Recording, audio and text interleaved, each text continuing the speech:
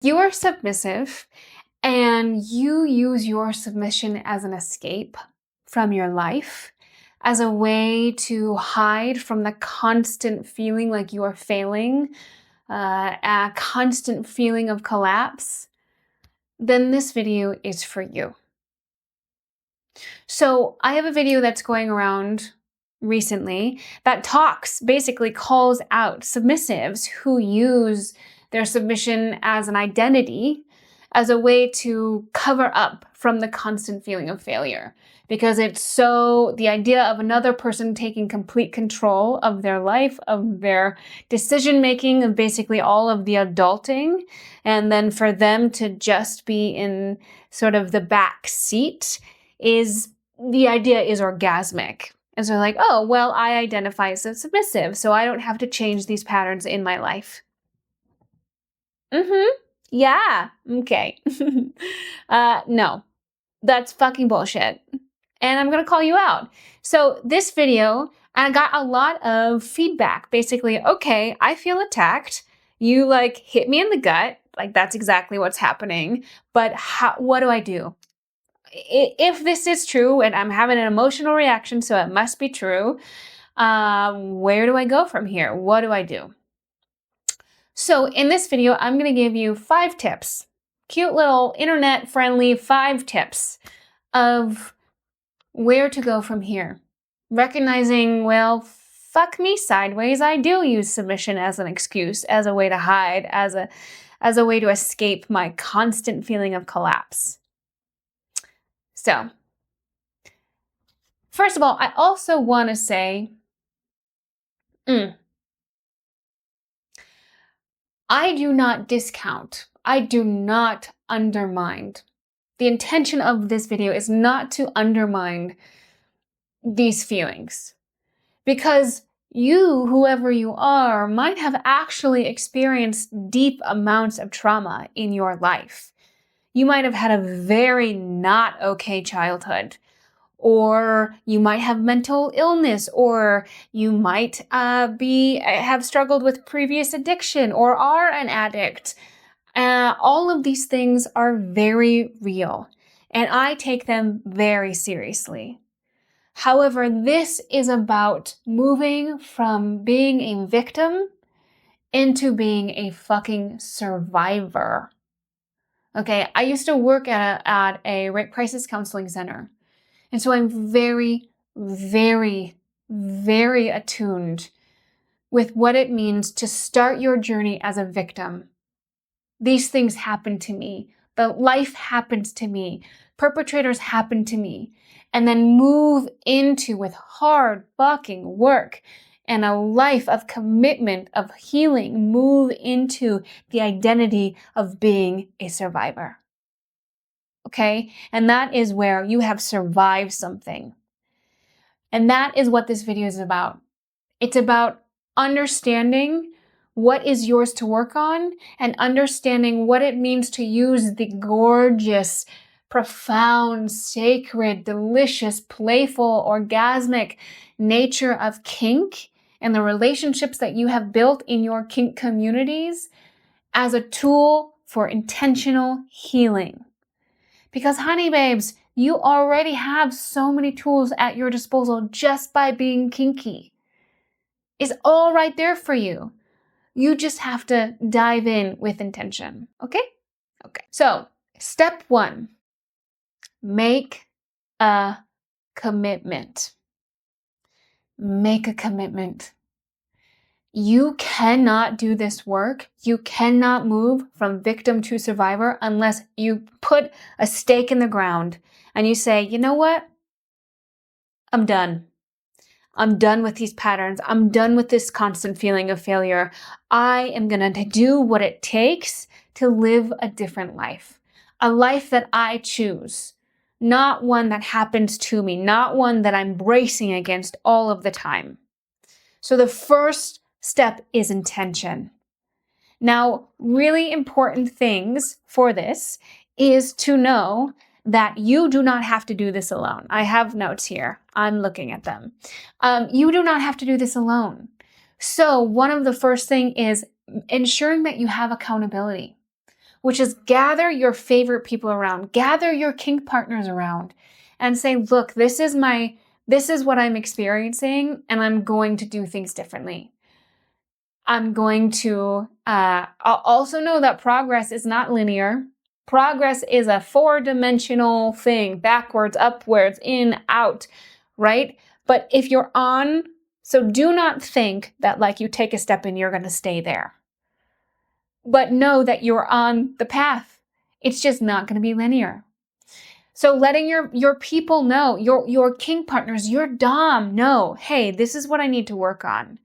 Can I have your support and holding me accountable and helping me address these things? Will you do this with me? And if they love you and if they want the best thing for you, they're going to be there with you, even if it involves them.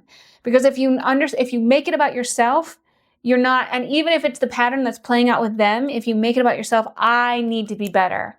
I want to change. I want to be better for you. That is when you can get people on board with you. The other thing is make rituals for yourself. You are a kinky motherfucker. You understand the power of protocol, of ritual. Let's go. Let's do this. Create a ritual for yourself. Create an altar. Put your intention on a piece of sheet and fucking masturbate to it. Like, this is a way for you to create support system structures for yourself. Okay, so number 1 step, make the commitment to yourself and to your people. Step 2, stalk your fucking patterns. I want you to become a fucking huntress in the Serengeti. You are stalking your prey like a meticulous serial killer. Oh, it just went there. Oh, it's feeding on grass right now. So first you have to become aware of your pattern. What is the thing that you want to change? Maybe it's the feeling of failure. Okay, so get a journal, and it's your failure tracker. And you say, "Ooh, I felt like a failure at 9:00 a.m. after I ate a piece of toast and I didn't need a piece of toast. Felt like a failure." These are the words that came up in my mind. Okay. Oh, at 12:30, my boss looked at me weird. I felt like a failure. This is the message that it said to me. I want you to stalk your shadows, stalk your patterns. The point is that you need space between yourself and the pattern. The thing about failure and the thing about collapse and the thing about all these self-loathing is that there's no space between you and the voices. You're just constantly being swirled around and whipped around by them. No, you are not the voices. You are not these creatures. They are parts that were created in your childhood at some point in time in order to save you, in order to help you cope with whatever the fuck was going on. Okay? You are not these voices. And so you need to get a little space between them. And there are about 1,000,005 different tools every single person is selling. Some sort of healing tool just to get a little space. That's all that mindfulness is. That's all that meditation is trying to do. That's all that internal family systems. I mean, I could go on and on and on. These are all things I've studied. It's just to get a little space. But you can do this, but you have to be ruthless. Be fucking ruthless. You got this. I will say one tool, though, that I am a little obsessed with, and again, I get obsessed with transformational tools, and I go real deep in them. One tool that I'm a little obsessed with these days is human design. So this is a tool, I mean, again, there's 1,000,000 of them, but it's super helpful to understand how you specifically work. Because a lot of times you might work a specific way based on your human design chart, but you think you should be working a different way. And it's almost like you're trying to fit your gorgeous octagonal shape into a square. Why the fuck would you want to be anything but a gorgeous octagonal shape? Is that a shape? Is that a word? I don't know. You get what I'm saying. So human design, and let me give you a little trick that I am obsessed with. Go into a human design search engine. So there's one by Jenna Zoe that's really popular. It's called like myhumandesign.com. Put your birthday, put your birth time, put your birthplace in it.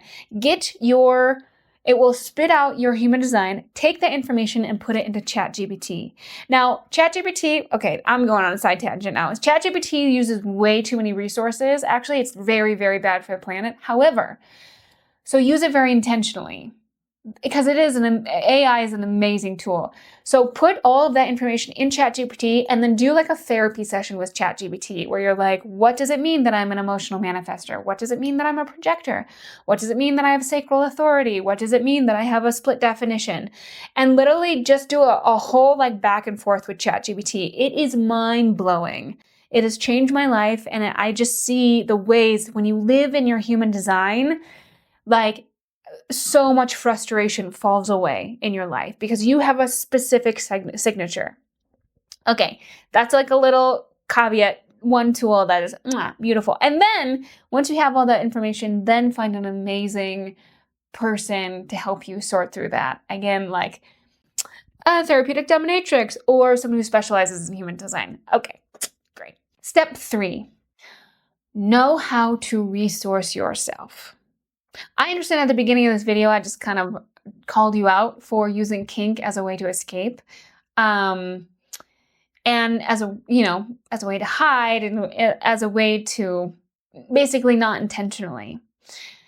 Here's the thing, is that kink has everything you need to change your life. Like it's got co-regulation built in. It's got attachment support built in. It's got rules and it's got ways to express your desires. All of these things are built in when done intentionally. And what I'm advocating for is to go deeper with kink. However, know how to resource yourself. If you're on the path of healing and deep transformation work, I gotta be honest, it's fucking hard. And it can be very draining. And it can be so painful and so uncomfortable because you are pulling things out by the roots and looking at them and opening those closet doors with all of your shit in it and all your childhood shit and all your relational shit. And it could be very disruptive. I love the phrase, all true healing is temporarily disruptive, because you're cracking the bone so it can heal together in a better way for the rest of your life. You're doing this for your future self. However, you need to be resourced. And I understand that kink is probably the way that you find your resources. It's the fact that you get relief. Use that relief as a way to gain the nourishment that you need in order to keep going. So that could be, but like have these set up and understand that, okay, I'm exhausted now. I'm doing so much. I am actually working on myself. I'm going to go do this kink scene where I just fucking melt into oblivion. And I get cuddled and I get an orgasm or whatever your kink scenes look like. But do it intentionally, knowing that this is an important part to keep going. This is the same things with people in your life. In fact, make a resource list. What are the safe places in your life where you can go and rest, where you can go on your little lily pad and take a few breaths? Those can be people, those can be places, those can be activities, kink scenes, you understand. But don't think that you can just run yourself ragged with this, because then you're just going to go back into failure. Oh God, I haven't done it. And oh God, I'm moving backwards. And oh God, I'm so exhausted.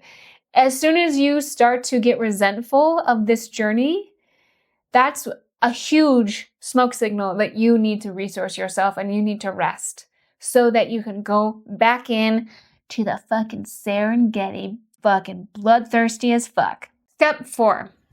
Use your kink tool. Like I said earlier, you have everything you need to move into these patterns. Once you understand your pattern because you've stalked the shit out of it and you understand how it's playing out, and you can start to understand where it's coming from.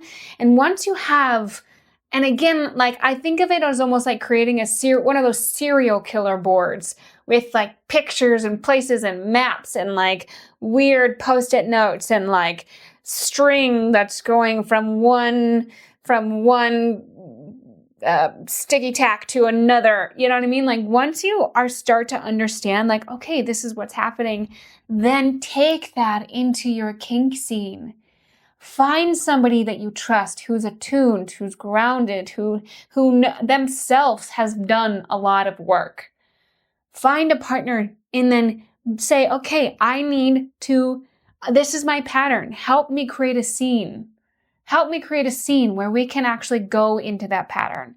And you don't have to know where you want to go. You don't have to know where you want to go. You just have to start playing with it. Okay? So, and this might, what's really interesting is like this might already be part of your submission. So, for example, if you feel like a failure all the time, it might already be part of your kink scenes where you get degraded to filth till you're a puddle on the ground. That might already be part of it. That's my point, is like oftentimes the things that turn us on are the things that terrify us most. But have deep negotiation beforehand with your scene partner where you're inviting in all of the awareness that you have collected, all of the data that you've collected, and you're putting it on the table so you can both see it and you can both be with it. And then, okay, where's the thing that scares me most? What is the true fear? Because oftentimes the fear of failure, this is what's really interesting. And I'm specifically harping on this because I think this is where a lot of folks who explore submission in this way, they're terrified of taking the lead. They're terrified of taking the lead because they're scared of failing. They're scared of doing it wrong. They're scared of making a mistake.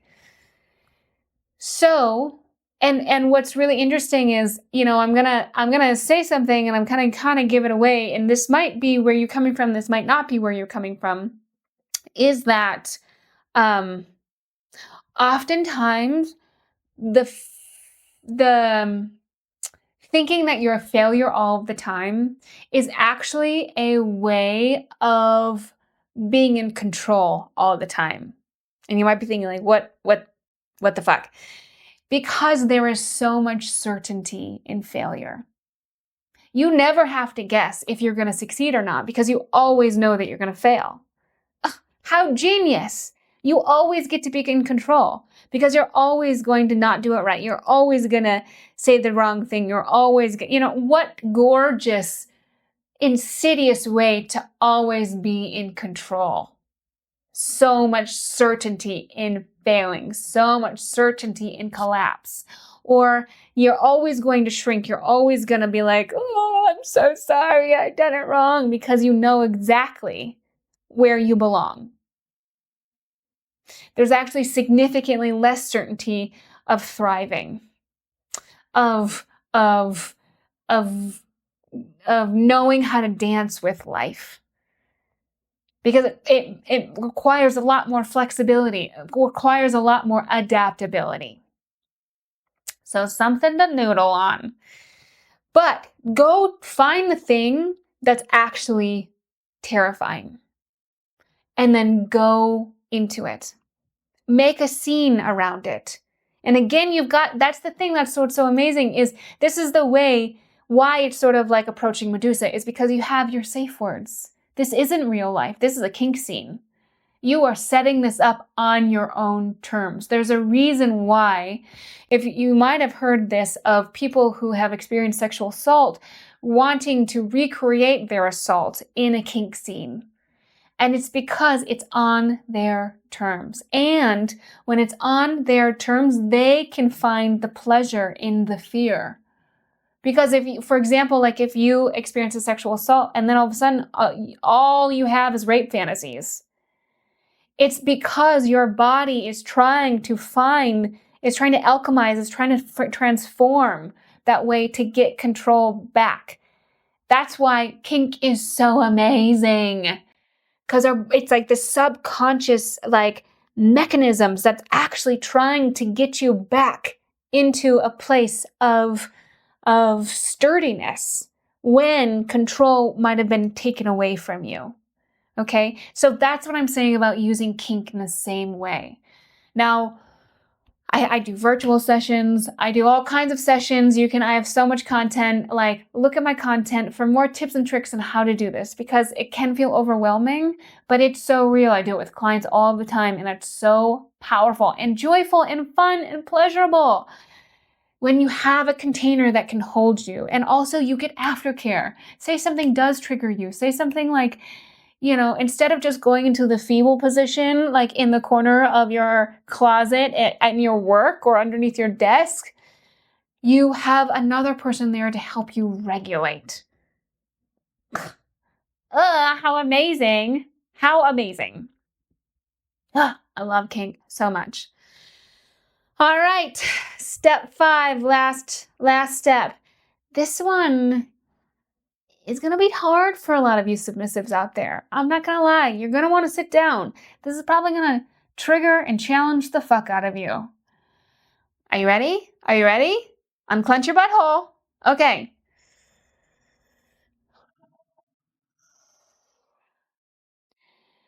There is infinite amounts of healing and medicine for you to find an authentic, pleasurable pathway into your dominant persona. I said it. I said what I said. I said what I said. If you are a lifelong submissive, and the idea of being a dom terrifies you, like truly terrifies you, that is your ultimate medicine. And I say this because this is exactly what happened to me. And I say this because I have flipped so many clients from being lifelong submissives into finding an authentic pleasure of being a switch.